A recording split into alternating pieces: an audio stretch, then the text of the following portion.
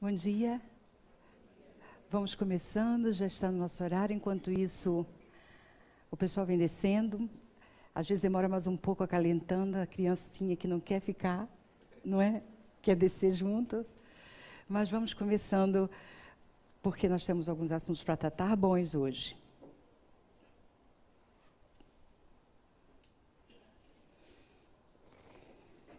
Capítulo 19. A fé transporta montanhas. Diz-se vulgarmente que a fé não se prescreve, donde resulta alegar muita gente que não lhe cabe a culpa de não ter fé. Sem dúvida, a fé não se prescreve, nem, o que ainda é mais certo, se impõe. Não, ela se adquire e ninguém há que esteja impedido de possuí-la, mesmo entre os mais refratários. Falamos das verdades espirituais básicas e não de tal ou qual crença particular. Não é a fé que compete procurá-los.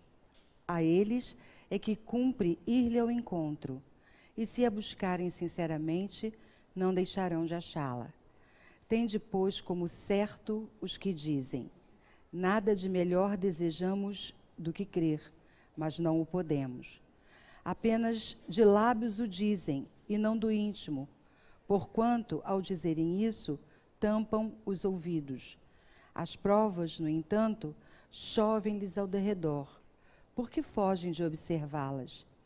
Da parte de uns, há descaso; da de outros, o temor de serem forçados a mudar de hábitos. Da parte da maioria, há o orgulho, negando-se a reconhecer a existência de uma força superior, porque a teria de curvar-se diante dela. Em certas pessoas, a fé parece de algum modo inata, uma centelha basta para desenvolvê-la. Essa facilidade de assimilar as verdades espirituais é sinal evidente de anterior progresso. Em outras pessoas, ao contrário, elas dificilmente penetram, sinal não menos evidente de naturezas retardatárias. As primeiras já creram e compreenderam, trazem, ao renascerem, a intuição do que souberam, estão com a educação feita. As segundas, tudo têm de aprender, estão com a educação por fazer. Ela, entretanto, se fará, e se não ficar concluída nesta existência, fará em outra.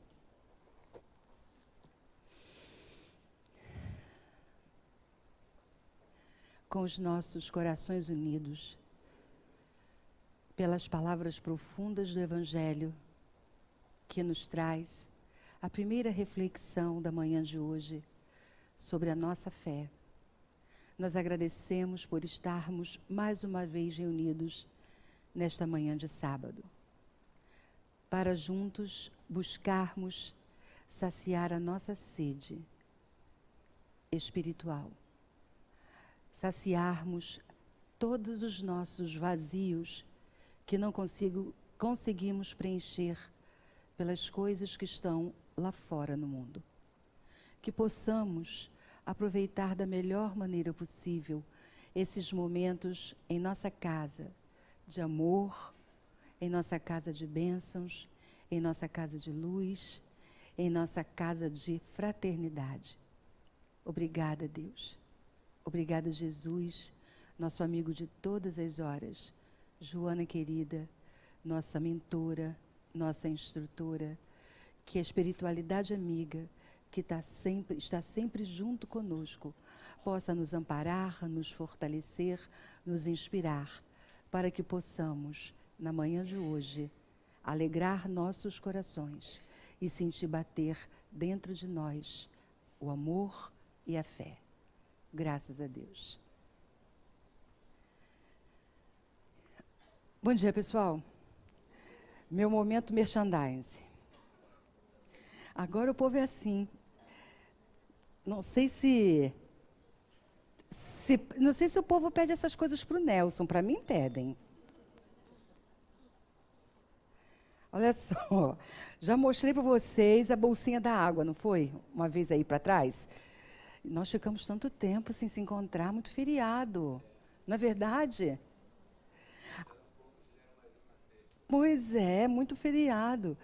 Então, muito tempo que a gente não se vê. Então, tem essa bolsinha agora para a gente levar para o mercado. Tudo a gente faz para não esquecer da nossa seara, para não esquecer dos nossos amigos que precisam das nossas mãos. Então, qual é a sugestão? Levar a bolsinha para o mercado para pendurar no ombro da criança. Porque aí eles já vão se acostumando e sabendo que, todos os itens que estão na bolsa são itens necessários para a nossa cesta básica. A gente pendura no ombro da nossa criança e eles já vão aos poucos se acostumando. Que quando a gente for no mercado, eles vão pedir o biscoito ou qualquer outra coisa que eles gostem tanto, mas vão se lembrar também de junto pedir para comprar alguma coisa para os nossos irmãos tão necessitados. Combinado? O pessoal me falaram um preço, mas não tenho certeza não. Acho que é R$10, igual a outra da água. Eu acho que é. Quem sabe, para confirmar? Então estou certa. R$10 é o mesmo valor da bolsinha da água. Combinado, pessoal? A gente precisa estimular algumas coisas. Da mesma maneira que nós viemos aqui, que a gente chega aqui aos sábados ou qualquer outro dia que a gente venha, numa busca, numa forma de estímulo para continuarmos com a nossa caminhada, nós precisamos de alguma maneira também estimular os nossos pequenos a encontrar esses caminhos que podem fazer o bem para eles mesmos e para o próximo, que é o que a gente quer. Não é verdade? Está tudo bem com vocês? Se vocês me disseram que não está, eu não posso fazer atendimento fraterno 1 a 1. Então, nesse momento, vocês vão falar para mim, está tudo bem. Se não está, vai melhorar ao longo do nosso encontro, combinado? Vamos falar hoje de Jesus no nosso lar. Vamos conversar um pouquinho sobre como fazemos para trazer essa presença para a nossa casa, para o nosso lar. Então, nós vamos começar com essa tarja. Dá para todo mundo ler o que está escrito? Então, está assim: Jesus, mas eu não posso te deixar entrar. Meu coração está uma bagunça. E ele, sim, eu sei, é por isso que eu estou aqui. Então, tem uma parte, uma passagem do Apocalipse que diz: eis que estou à porta e bato. Se alguém ouvir a minha voz e abrir a porta, entrarei e cearei com ele e ele comigo. Então, nós vamos conversar hoje sobre essa batida na porta da nossa casa, que é a entrada de Jesus e como nós podemos, ou de uma das formas de nós tratarmos desse assunto. Às vezes, se Jesus entrar na nossa casa, vai ser dessa forma. Então, vamos começar com algumas reflexões. Como está o nosso ambiente doméstico? É só para pensar. Também não é para responder agora. Quais sentimentos Jesus encontraria em nossa casa se ele batesse a nossa porta hoje? Como é que nós estamos? Como é que está a nossa casa? Nós já falamos disso e vamos falar um pouco mais. Como é formada a psicosfera da Terra? Psicosfera a gente pode traduzir como a faixa vibratória do nosso planeta. Como é que ela é formada? Ela é formada pelos habitantes daquele planeta. Nós já falamos disso e a gente já sabe que o nosso planeta, se ele é como é porque nós que estamos encarnados e toda a galera que está desencarnada, que tem um número 3 vezes maior do que a de encarnados aproximadamente. Então, é uma galera grande. Está caminhando como? Pensando mais ou menos do mesmo jeitinho. Uns mais para lá, outros mais para cá, mas todos estamos nos movimentando do mesmo jeitinho. E é por isso que o planeta é como ele é. Então, essa é uma coisa que a gente já sabe, que ele é como é, porque ele é o reflexo do que nós mesmos somos. Pode-se concluir assim, que em torno de uma pessoa, de uma família, de uma cidade, de uma nação ou planeta, existe uma atmosfera espiritual fluídica que varia vibratoriamente segundo a natureza moral dos espíritos envolvidos. Então, nós já começamos a compreender o seguinte: qual é a parte, né, que me cabe nesse latifúndio? Qual é a minha contribuição?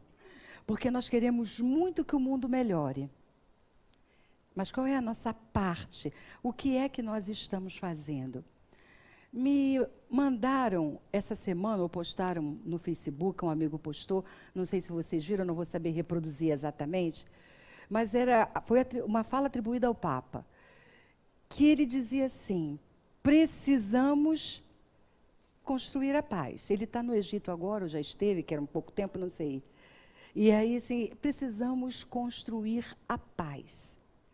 E a paz começa com cada um de nós. Essas são as palavras do Papa.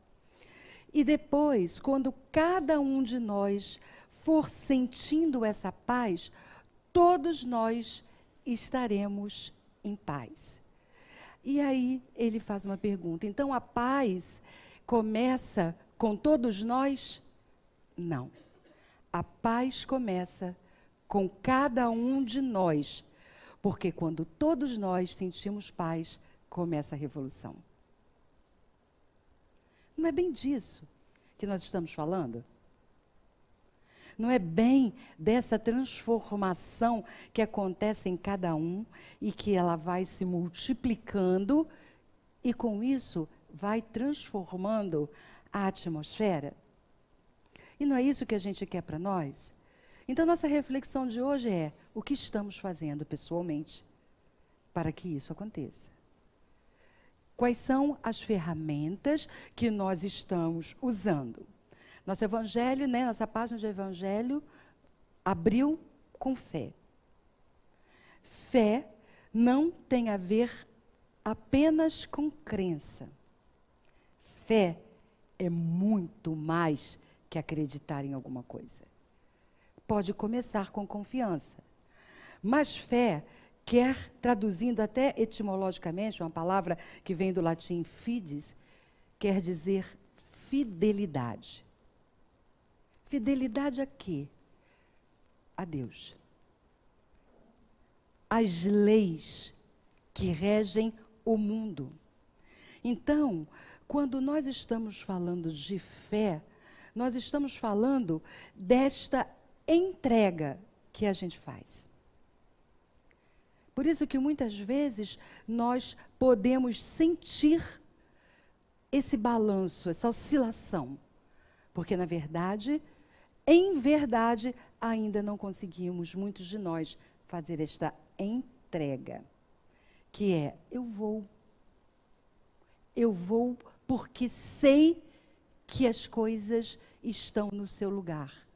E se no meu entendimento hoje não estão, é porque elas ainda não estão completas ou ainda não percorri os caminhos que precisava percorrer. Nesse momento em que estamos passando por tantas atribulações, né, tantas coisas do mundo externo, é um momento que a gente precisa muito fortalecer a nossa fé e as ferramentas para conseguirmos prosseguir nos objetivos que temos. Porque se nos deixarmos envolver pela atmosfera exterior, nós estaremos contaminados por tudo o que estamos recebendo durante todo o nosso dia. E são dias de muitos desafios. São dias de que a gente precisa estar muito atento ao processo, compreendendo por que e para que estamos aqui nesse momento. Não é assim? Quando a gente está em meio a tantas dificuldades, porque o mundo está apresentando o que para nós? O que a gente vê o tempo inteiro? O que a gente ouve o tempo inteiro? Quais são as notícias que a gente recebe o tempo inteiro? Porque se você não liga a televisão, se você não ouve o rádio, você recebe no zap. Elas chegam. Por algum caminho, elas nos acham. E se a gente ficar só entrando neste conteúdo, a gente facilmente se contamina por ele. Não é assim, pessoal?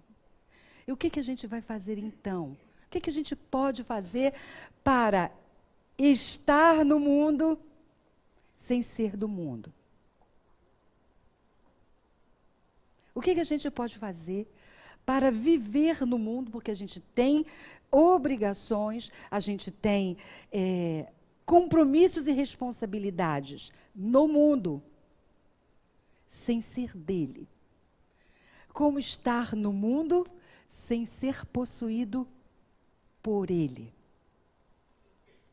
Como faço, transformo essa situação a meu favor, a favor da minha família e a favor de todos? Vamos falar então do culto do Evangelho no lar hoje. Nosso tema é Jesus no lar. Então nós vamos falar do Evangelho no lar, da importância do Evangelho em nosso lar. Jesus disse: porque onde estiverem 2 ou 3 reunidos em meu nome, aí estarei eu no meio deles. Muitas vezes a gente começa a frequentar uma casa espírita, a gente começa a ouvir as palestras. Não importa por qual motivo a gente chega à casa espírita, pela dor ou pelo amor, não faz a menor diferença. O fato é que cada um de nós chegou.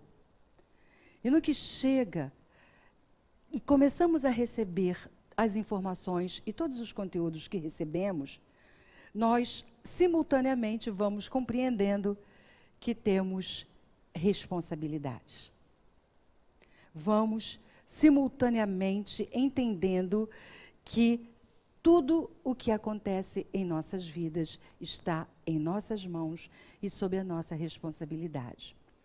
E somos convidados a fazer uma série de coisas na casa espírita. Há, muitas vezes, quando a gente vem pela dor, a começar pelo tratamento. A gente vai para o tratamento espiritual. O tratamento espiritual e o atendimento fraterno, eles dizem, é preciso assistir às palestras. É preciso fazer os cursos da casa. E depois começa, é preciso trabalhar de forma voluntária. A casa está precisando de trabalhador. Não são todos esses os convites que a gente recebe quando chega por aqui? Vamos assistir às palestras, vamos nos inscrever nos cursos e vamos fazer o trabalho voluntário. São ferramentas que nos ajudam a prosseguir.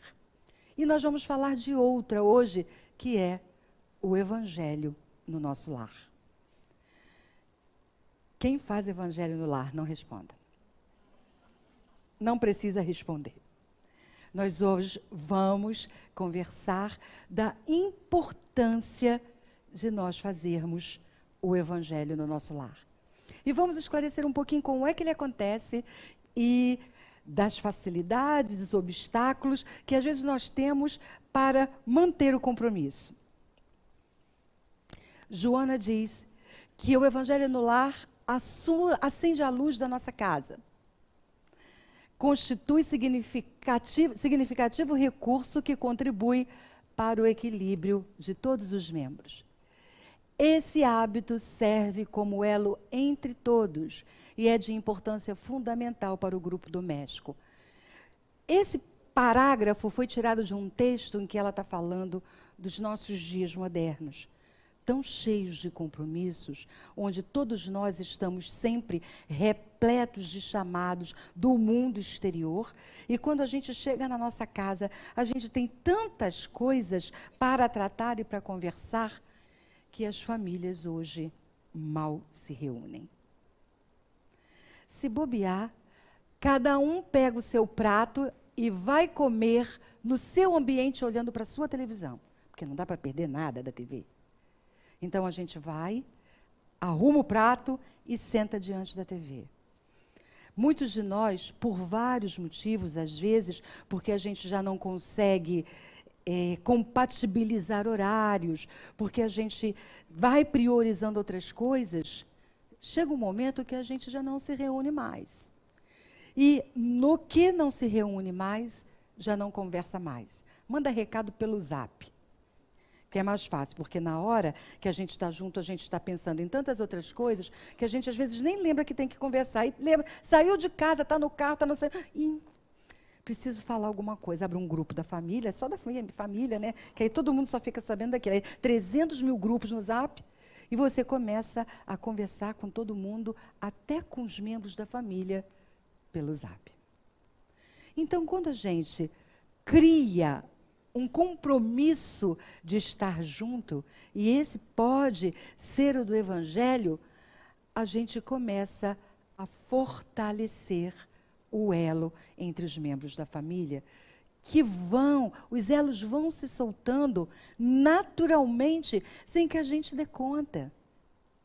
A vida vai atropelando a gente, e se a gente não está atento, isso acontece naturalmente. E depois a gente vai precisar fazer alguma coisa com mais esforço para poder resgatar. Joana continua dizendo: a transformação do lar é uma célula viva do cristianismo operante, constitui labor impostergável. Quer dizer, não podemos adiar o trabalho que viemos fazer junto à família. Nós já falamos de famílias em outros encontros, dos motivos pelos quais nos reunimos, que não existem acasos, dos compromissos que estabelecemos uns com os outros. Quando a gente vem para cá, a gente já sabe, a gente reencarna, a gente esquece todas as cláusulas do contrato. Então chega uma hora que a gente precisa fortalecer isto, porque as cláusulas do contrato estão no nosso inconsciente, a gente esqueceu. Mas elas existem. E se a gente não fica atento, a gente dá oportunidade para que as questões do passado retornem, para que algumas memórias se fortaleçam. Então, nós precisamos fazer este trabalho também na nossa casa. Por que Joana diz que a família é a célula do cristianismo? Porque tudo começa por uma família estruturada. Hoje, cada vez mais, temos famílias desestruturadas, por vários motivos que não vêm ao caso agora. Mas precisamos fazer o caminho de volta. Precisamos resgatar os motivos pelos quais nos juntamos uns aos outros. Por que é que a gente se junta com o outro? Por que é que temos essas crianças? E o que efetivamente estamos fazendo para nos mantermos juntos? O Evangelho no Lar pode nos ajudar em muitas dessas questões. Então, nós vamos começar a ver como fazer o Evangelho no Lar. A gente não vê, ou muitos de nós, alguns de nós, tem essa possibilidade mediúnica, mas a maioria de nós não vê. Mas estamos sempre acompanhados. Nunca estamos sós. Não acreditem nisso. Nunca estamos sós. Aqui nós temos esse número de pessoas e de desencarnados um número muito superior. E em qualquer lugar onde a gente esteja, nós estamos acompanhados. E esta companhia depende de quê? Da sintonia que fazemos. Porque nós atraímos os semelhantes. Então, como nós temos muitos vícios ainda, como os nossos hábitos ainda carregam muitas das nossas histórias do passado, a maior parte do tempo nós estamos vinculados a energias, vamos dizer assim, não tão construtivas. Vamos combinar. Porque se a gente começar a pensar agora no que é que a gente pensa o tempo todo, a gente vai chegar à conclusão que não passa a maior parte do tempo pensando no bem. E isso somos todos nós, daí a psicosfera. Quando a gente para, então, para fazer o evangelho, o que a gente faz na nossa casa? A gente muda o nosso ambiente. A gente transforma e acende a luz. Então, nós vamos começar a ver como é que faz o evangelho no lar. Quais são as nossas recomendações? Uma vez por semana, em hora e local determinados. Nós não estamos aqui sempre aos sábados, no nosso horário, não tem este compromisso, é sempre no mesmo dia e sempre no mesmo horário. O evangelho no lar também. Vamos achar um horário em que todos possam estar ali para conversar. Vamos achar um momento em que todos nós possamos compartilhar da presença de Jesus. Então, uma vez por semana, hora e local determinados. E se um membro da família não quiser, não força. Cada um tem o direito de fazer as suas próprias escolhas. Então, se alguém da família não quer fazer, não quer participar, acolha a escolha com amor e faça você.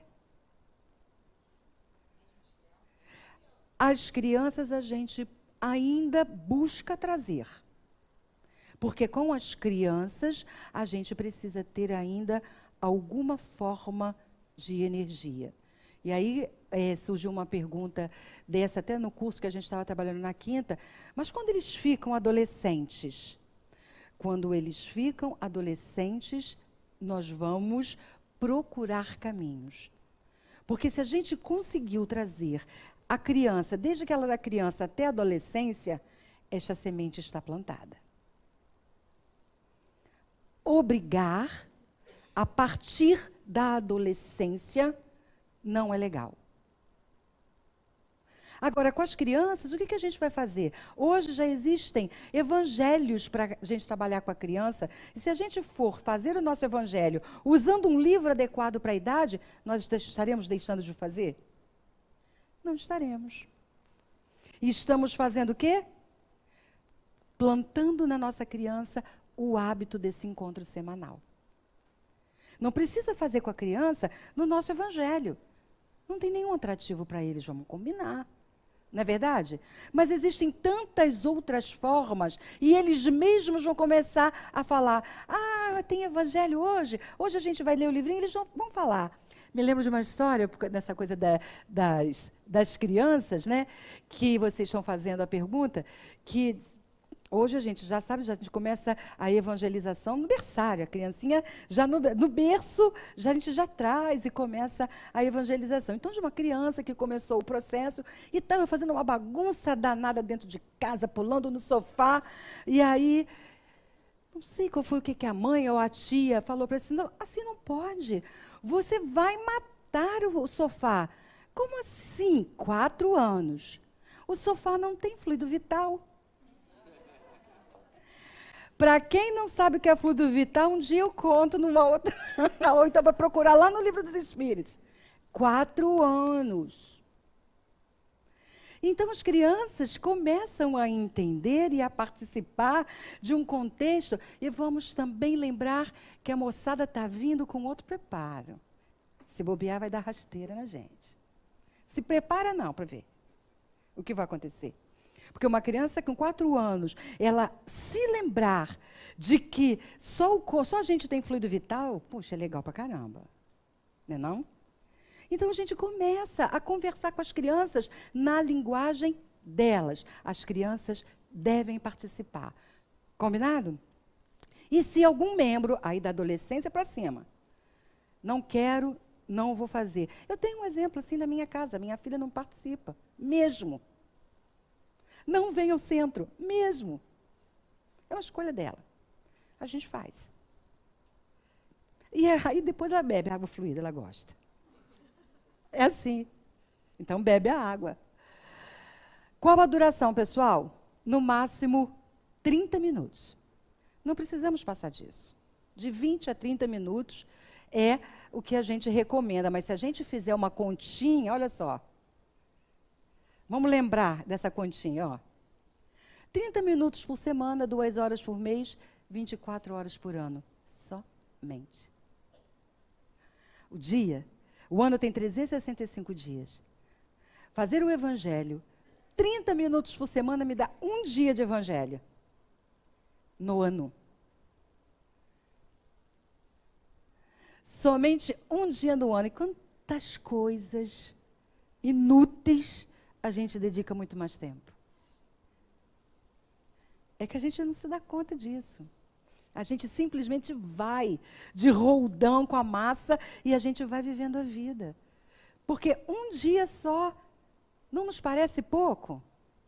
Aí a gente estava comentando em casa, estava acabando de preparar, o meu marido falou assim, então tá bom, vamos combinar, a gente faz 1 dia inteiro, 24 horas, não faz mais.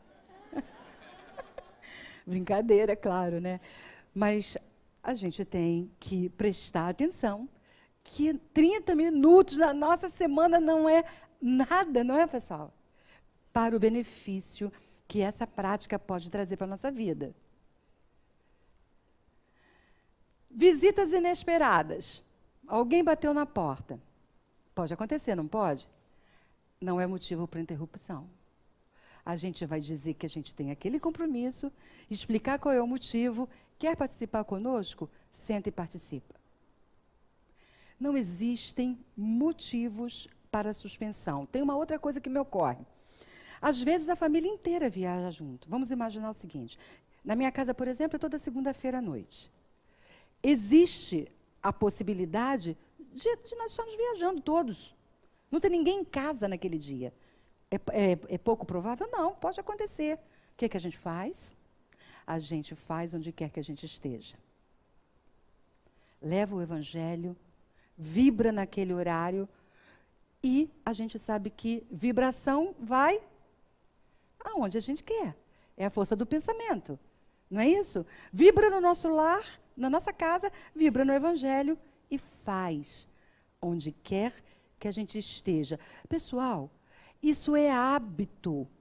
Hábito como a gente cria tantos outros. Hábito como a gente cria de escovar os dentes. Hábito como a gente cria de tomar banho. Será que se alguém não tivesse dito para a gente, desde que a gente era pequenininho, você precisa escovar os dentes todos os dias, na hora que acorda, após as refeições, antes de dormir, a gente teria aprendido desse jeito? Alguém ensinou. E olha que nego ensina e a gente não faz do jeito que precisa. Nem para escovar os dentes a gente faz. Tudo, absolutamente tudo é hábito que a gente cria pelo nosso modelo mental. Então, da mesma maneira que a gente diz para a nossa criança, vai escovar os dentes, vamos também estudar o evangelho. Quando a gente fala da evangelização, quando a gente fala do convite, tragam as crianças para a evangelização, a gente sempre argumenta, não é? Se a criança disser que não quer ir para a escola, você deixa? Você não deixa. Você vai para a escola, sim. Ou se a gente, em algum momento, cede, é de boa vontade? Ou não, a gente não tem uma energia, ou não precisa ter uma energia e uma rigidez. Não, vai para a escola, tem que ir. Mas eu não quero, mas vai. A mesma coisa é aqui, enquanto é criança. Ele poderá fazer qualquer escolha no futuro e nós deveremos aceitá-la. Porque a escolha dos nossos filhos é a escolha dele. E cada um vai viver a experiência evolutiva que precisar viver, por mais dor que isso nos cause. Isso às vezes é duro de assistir. Mas qualquer que seja a dor que isso nos cause, em algum momento, nosso filho fará as escolhas que quiser fazer para a sua vida. E viverá a experiência evolutiva que escolher. Mas nós estaremos, ao mesmo tempo, tranquilos, porque teremos feito a nossa parte. Isso é importantíssimo para nós. Então, visitas inesperadas não é motivo para suspender. Convida, explica o motivo e o participante fica ali. Quem sabe ele não está precisando da beça ouvir aquela história também. E as crianças, já falamos da situação das crianças. Água para fluidificar, também bota uma aguinha ali para a gente poder beber. E não deverá haver manifestação mediúnica. Porque às vezes a gente começa a fazer o evangelho no lar e pode ter algum membro da família que esteja passando por um momento de aflorar a mediunidade ou de precisar cuidar da mediunidade. Traz para casa espírita, traz para cá. Vamos fazer o atendimento fraterno e vamos cuidar. Na nossa casa, e nesse momento, não é o melhor momento para manifestações mediúnicas. Por quê? Porque aqui na nossa casa, nós temos toda a proteção espiritual para cuidar deste processo. Lá no nosso lar, na nossa casa, nós não temos. E essa situação pode sair do nosso controle. Mas se nós estivermos centrados, firmes, oração, isto não irá acontecer. Mas é bom que a gente saiba, não é o melhor momento para que aconteçam manifestações mediúnicas. Então, como é que a gente faz? Prece de abertura, simples e espontânea, comentários sobre os textos, edificantes e reflexivos. Um cuidado, às vezes, quando a gente já tem uma galera mais adulta, dependendo da situação, vamos ler o texto e aí a gente começa a conversar, a gente abre para que todo mundo converse. Se houver algum comentário divergente, a última coisa que a gente tem que fazer é entrar no debate. Divergências a gente trata num outro momento. A gente até pode dizer, eu não entendo muito bem como isso acontece, entendo de uma outra forma, e a gente vai dizer, a doutrina explica dessa forma. Depois a gente conversa um pouco mais, porque a gente nunca sabe como essas divergências evoluem. E a gente já viu lá atrás que nós estamos em permanente influenciação.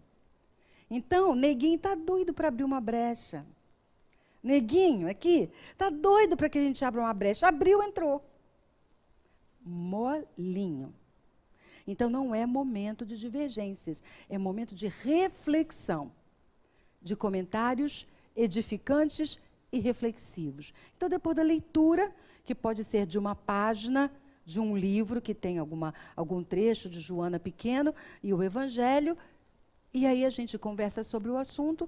A partir desse momento, nós podemos fazer vibrações para a família, para todo mundo, como a gente habitualmente faz, para os amigos, essa vibração que a gente faz para todos, e a prece de encerramento.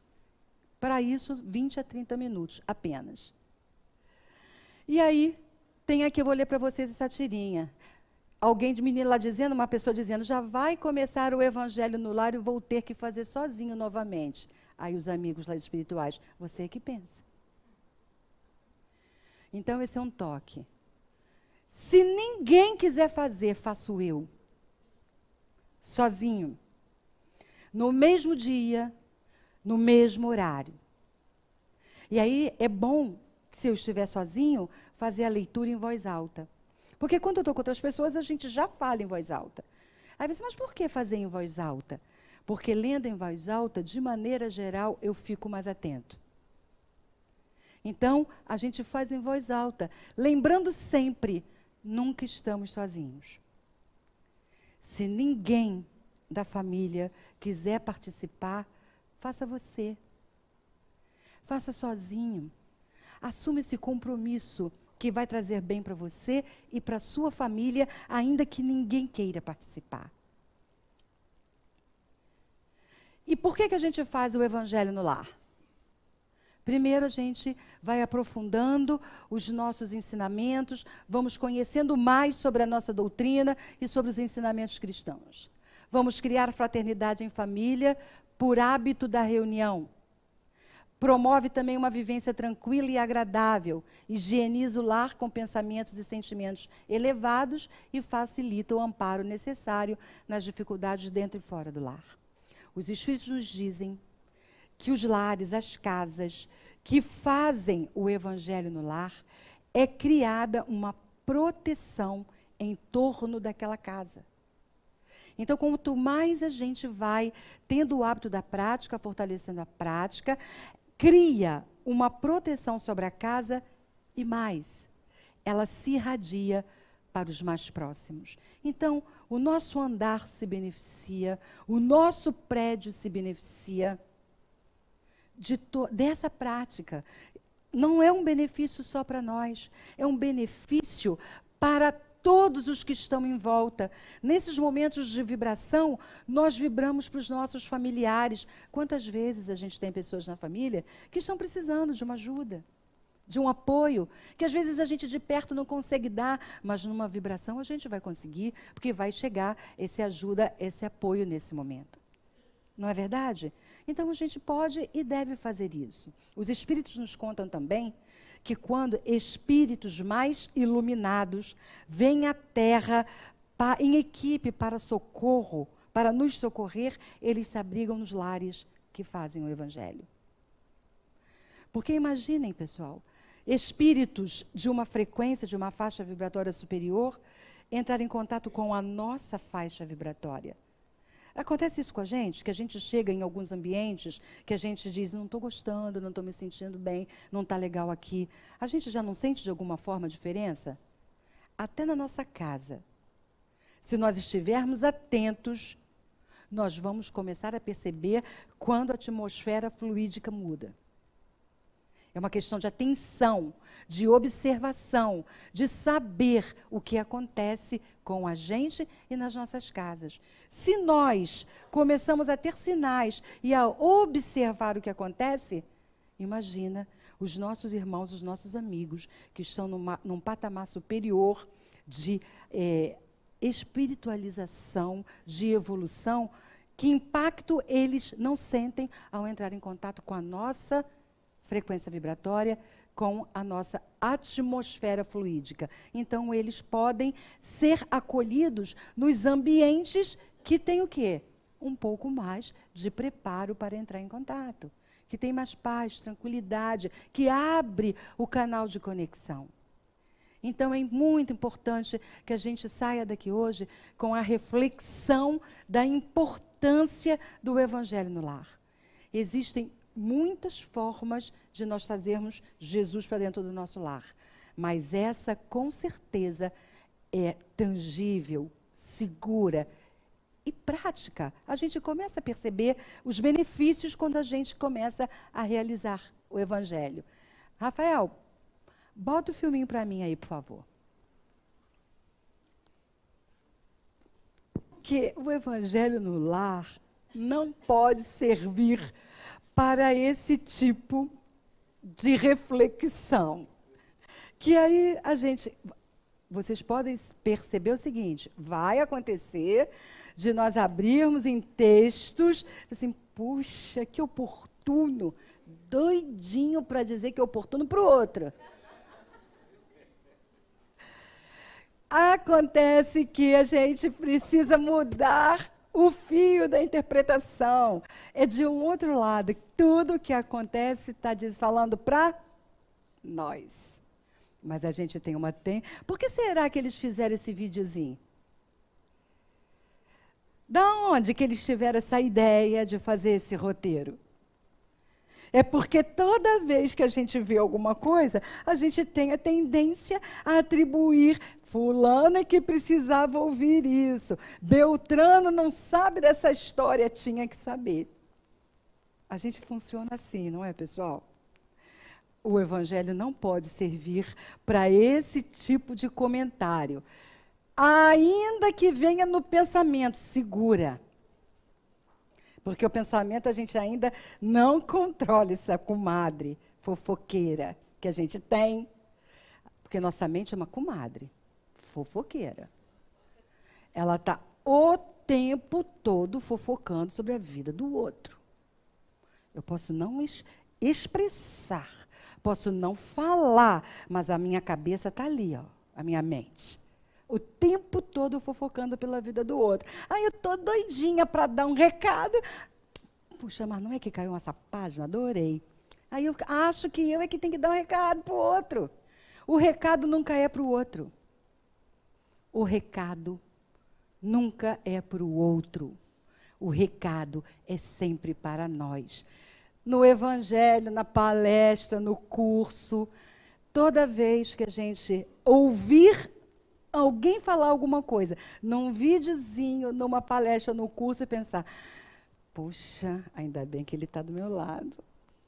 Mas já se equivocou de cara, porque é sempre para nós. A gente nunca acha assim. A gente acha que é sempre o outro que está dentro daquela característica. O evangelho não pode, não deve, não foi feito para isso. O evangelho foi feito para as nossas reflexões, para melhorar o nosso entendimento sobre nós mesmos e começarmos a fazer as transformações necessárias. Porque nós já sabemos que quando eu mudo, o meu exterior muda. Se eu quero que alguma coisa mude fora, quem tem que mudar sou eu. É o meu olhar, é a minha lente, é como eu reajo e reajo no mundo, é que o mundo externo vai se comportar comigo também. Então, se eu quero mudança, mudo eu primeiro. Afinal, eu posso fazer o que quiser, por escolha, por vontade, por determinação, em relação àquilo que eu sou. Mas não posso fazer nada pelo outro. No máximo, e é muito bom que seja assim, dar o exemplo. Porque a lógica de Jesus foi a da exemplaridade. Tudo o que Jesus trouxe e fez foi pelo seu exemplo. Então, a lógica de Jesus é aquela que a gente precisa adotar para nós mesmos. Tudo é de autorreferência, somos nós, não o outro. Eu vim para buscar a minha evolução. Posso ajudar na evolução do outro, mas o compromisso maior é comigo mesmo. Então, toda vez que eu pensar, fulano tem que mudar, para dar um passo atrás, o que é que eu tenho que mudar para mudar a minha relação com essa situação? E não impor ou entender que a mudança tem que ser do outro. Então, o evangelho no lar não pode servir para essa situação. Então, por que fazer o evangelho no lar? Pela proteção espiritual recebida também. Elevar o padrão vibratório dos componentes do lar e contribuir com o plano espiritual. Aí tem uma outra tarjinha ali. 2 espíritos chegando de mansinho perto de uma casa. Cheguei para perturbar a casa do Zé. Não vai dar mais. Por quê? Ele começou a fazer o evangelho no lar. Na boa, pessoal. Proteção, de verdade. Então, nós vamos caminhando para o nosso encerramento. Hoje, nem teve muita participação de vocês, né? Está todo mundo pensando se fez o evangelho no lar, se faz o evangelho no lar, se vai fazer, se vai conseguir fazer, qual o dia. Ó, da próxima vez eu vou estar daqui a 15 dias. Aí eu vou perguntar, quem começou a fazer o evangelho no lar? Quem achou um horário, um dia para fazer o evangelho no lar? Combinado? Vou perguntar não. Cadê? Isso tem a ver comigo, né? Com vocês. Então, tem uma passagem de Jesus que é bastante interessante e bastante adequada para esse nosso encontro, nosso tema do dia de hoje. Povoara-se o firmamento de estrelas dentro da noite de luar, quando o Senhor, instalado provisoriamente na casa de Pedro, tomou as sagradas escrituras e, como se quisesse imprimir novo rumo à conversação, que se fizera improdutiva e menos edificante, falou com bondade. Então, o que Jesus percebeu? O ambiente da casa de Pedro, as conversas estavam tomando um rumo que... Pessoal, quantas vezes a gente começa a conversar coisas tão improdutivas, que não vão edificar ninguém? A gente começa a... Então, vamos fazer um comentário? A gente tem um hábito de falar dos ausentes. A gente não fala dos presentes. A gente fala dos ausentes. E aí, dependendo do teor da nossa conversa sobre os ausentes, ela vai ficando muito menos edificante, ela vai ficando muito menos produtiva. E esses ausentes podem ser alguém da família, amigo, político, todo mundo. O fato é, a conversa vai ficando menos edificante e totalmente improdutiva. Jesus estava vivendo esse momento na casa do Pedro, com a família de Pedro. E aí, o que ele fala? Simão, que faz o pescador quando se dirige para o mercado com os frutos de cada dia? O apóstolo pensou alguns momentos e respondeu hesitante: Mestre, naturalmente escolhemos os peixes melhores. Ninguém compra os resíduos da pesca. Jesus sorriu e perguntou de novo: E o oleiro? Que faz para atender à tarefa que se propõe? Certamente, Senhor, redarguiu o pescador intrigado, modela o barro, imprimindo-lhe a forma que deseja. O amigo celeste, de olhar compassivo e fulgurante, insistiu. E como procede o carpinteiro para alcançar o trabalho que pretende? O interlocutor, muito simples, informou sem vacilar.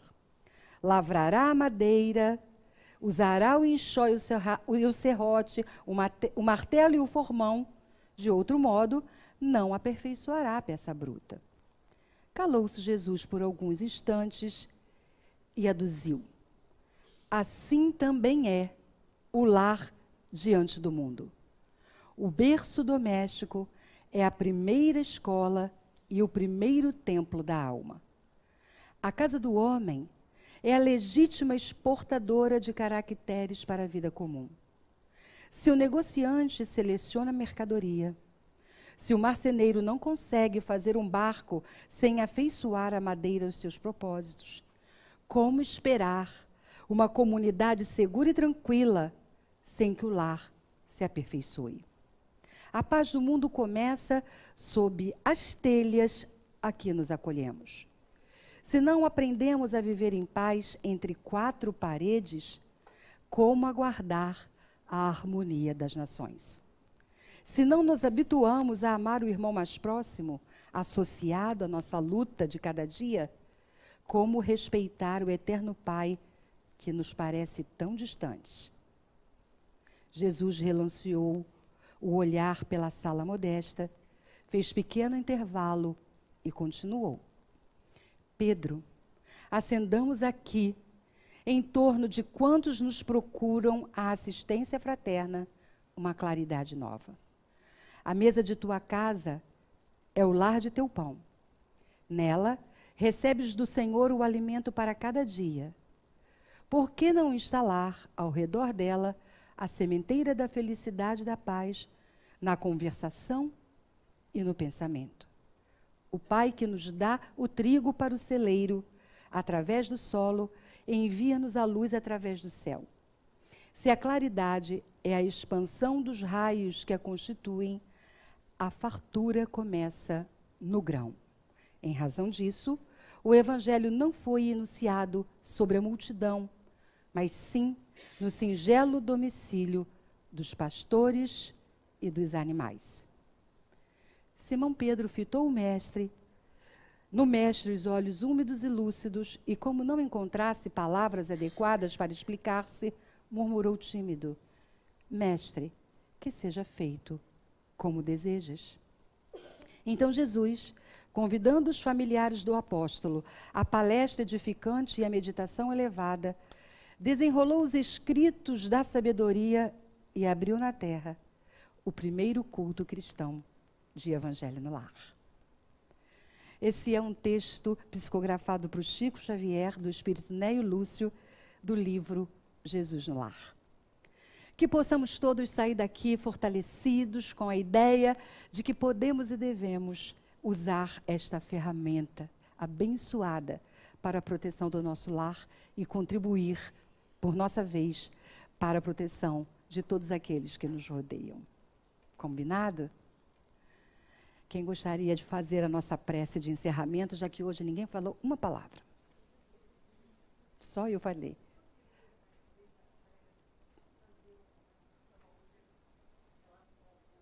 À vontade. Mas eu preciso do microfone. Tem um microfone para nós? Mas assim ninguém ouve. Tem uma turma da internet. Tem uma... Não, imagina, estamos todos em família. Até eles são da nossa família. Tá ligado, Papa? E eu também, adoro. Anoiteceu em Cafarnaum, a casa de Pedro tão simples, casinha comum, se enchia de paz, repleta de luz, ouvindo as palavras eternas do Mestre Jesus. Vou me imaginar sentada ali, entre João, Pedro, Tiago, André e Levi, na beira do lago de Genezaré, lançando na alma para sempre sementes de fé. E eu tão criança ainda naquele lugar, quem sabe Jesus me levasse para passear num quintal da casa de Pedro, à luz do luar, sentindo a brisa da noite, o perfume do mar. Dissesse para mim, já é hora de você voltar. A gente se encontra de novo no seu evangelho no lar. A gente se encontra de novo no seu evangelho no lar. Obrigado, Senhor, por essas palavras que nós ingerimos como alimento que nos fortalecerá para o resto da semana. Obrigado, Pai. Graças a Deus. Obrigada. Nossa gratidão a você, aos amigos, e que Jesus esteja conosco em nosso lar.